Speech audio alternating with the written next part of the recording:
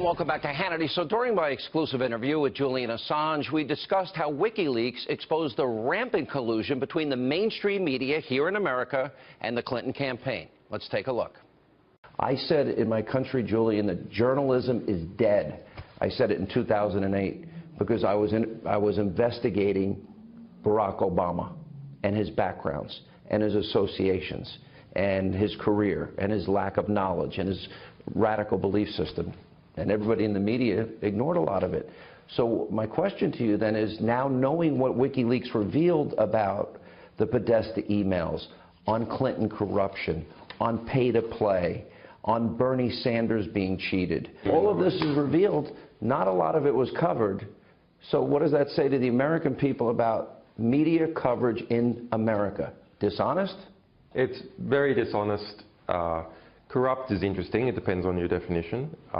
If you look at what we published in the Podesta emails, if they're colluding with Hillary, that's not corrupt. It's an ethical corruption. They're not identifying it to their audiences. They claim that they're objective journalists. It's ethically corrupt. Corruption also means something in law, which is that you're taking money in exchange. Okay. So I don't think that collusion. They're colluding, yeah. Okay, because they share her political agenda. Well, why else would they collude? Or they hate Donald Trump? I think that's an optimistic interpretation, that they share the political agenda. Well, explain that. It's more like, you rub my back, I'll rub yours.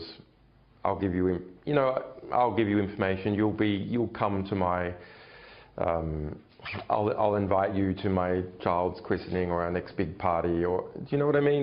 We go to school or a state dinner. Yeah. So I think it's more, sadly, I think it's along those lines. But I look at this list of what WikiLeaks exposed. Can I just go back to this media question?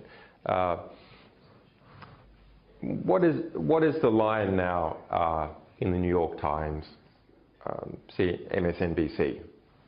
Okay. The line is that WikiLeaks changed the result of the election. Okay.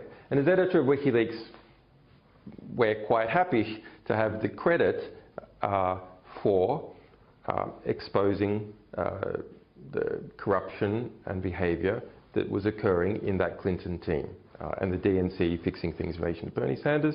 We're quite happy to accept that. Was that your motivation? Was your motivation to influence the election, or is your motivation, what is your motivation? Is it fidelity to truth? My motivation for maybe 20 years, but 10 years with WikiLeaks, has been to publish true information that is otherwise unsayable. So we're not in competition, if you like. You have no political agenda. That is a political agenda. We have no government corruption? It's not a party political agenda.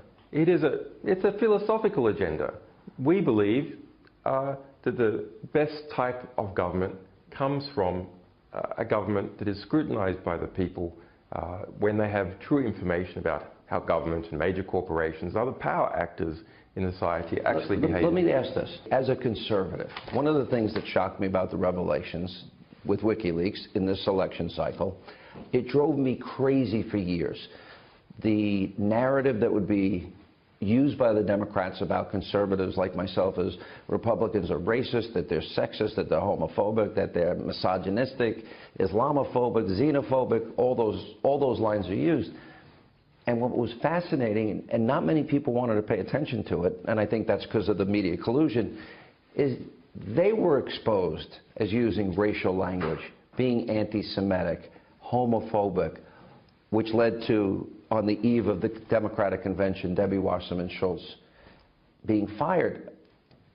That, to me, was the type of thing that you sort of like open a window and things are not often the way they appear.